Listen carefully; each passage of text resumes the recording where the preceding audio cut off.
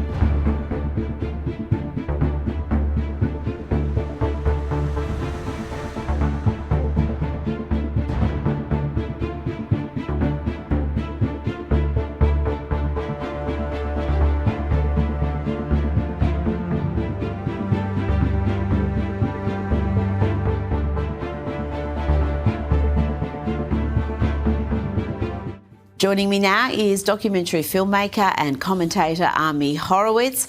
Ami, we have a lot of ground to cover across the world, but I'm going to start in the US, and the Trump administration is not just targeting illegal immigration, but it's reviewing migrant programs, with the president announcing a permanent pause on third world migration. It's clear Donald Trump has had enough. The welfare is like 88%. They contribute nothing. I don't want them in our country, I'll be honest with you, okay? Somebody would say, oh, that's not politically correct. I don't care. I don't want them in our country. Their country's no good for a reason. Their country stinks. These are people that do nothing but complain.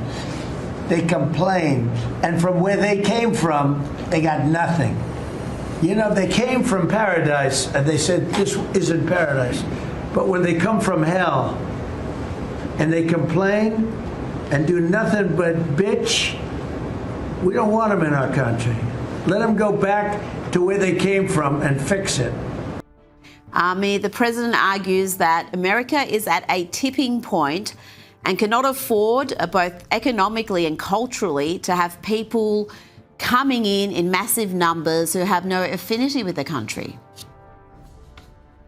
Yeah, look, I don't necessarily love the way he delivered that message, right? It didn't really in Trumpian way, but it's kind of hard to disagree with a lot of the sentiment that he said. A lot of what he said is true. And particularly when we're talking about the Somali immigrants, I think who he was referring to specifically, yeah, there are issues with them, and we have to be real about them. Look, the Somalians, they have a much lower level of English penetration, right? Just walk around the streets of Minneapolis as I have, and you will find that out. They have much lower education levels than we do. That's just, and basically much lower education than almost every other immigrant coming into this country. They have much higher dependency on welfare benefits. In fact, long-term dependency. They have higher unemployment rates.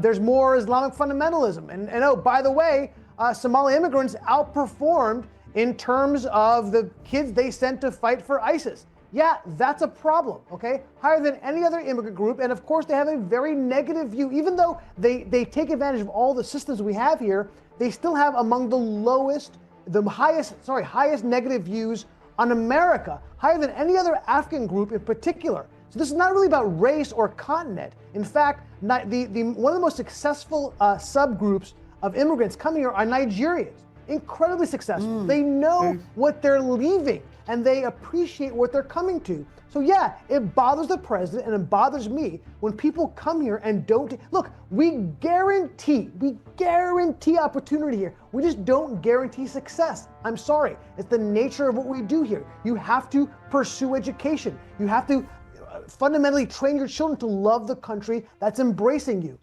So yeah, I'm sorry if the truth is we should be vetting certain immigrants more than others. And for example, we should vet Somalian immigrants more than we do, let's say, Korean or Canadian. That just makes sense. Don't love the way he delivered that, but a lot of it's just simply true.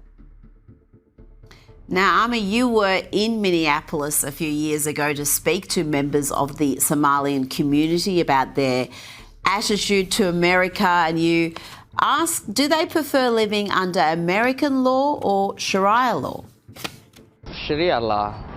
I'm a Muslim. I prefer Sharia law. Sharia law, yes. You prefer Sharia law over American law? Of course, yeah. Of course, yeah. And do you find most of your friends feel the same way? Yeah, of course. If you're Muslim, yeah. Is it right to kill somebody who insults Muhammad? Yeah, because she is just, she hate the religion, I understand. But she shouldn't pick up the prophet, you know? So you understand why people would want to attack her? Yeah. If you had a choice, would you rather live here or would you rather live in the Muslim country? I'd rather live in a Muslim country with my people. Would you prefer to live in America or prefer to live in Somalia? For me, I think it's Somalia. I would rather live in Somalia. I'm not Americanized. I just speak fluent, and I'm, you know what I mean? I'm articulate, and I can articulate what I'm trying to say, you know what I mean? That's about it. But other than that, I mean, as far as my culture and my preferences and everything, it's still Somali, you know what I mean? Ami, how widespread was that sentiment among those you spoke to? Incredibly widespread. It was almost every single person I spoke to. And by the way, most of the people I approached didn't speak English, as I said before.